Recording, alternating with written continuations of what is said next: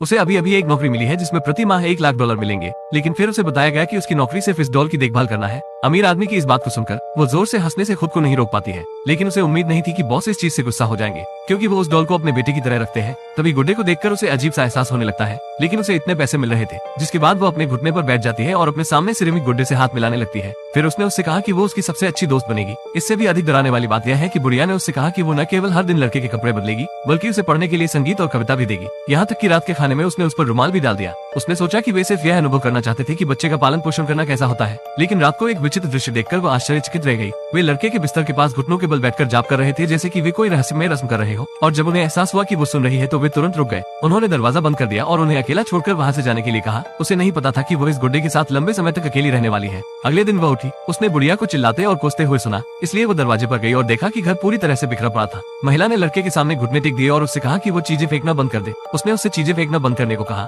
लेकिन तभी बूढ़ा व्यक्ति अचानक लड़की के पीछे आ जाता है।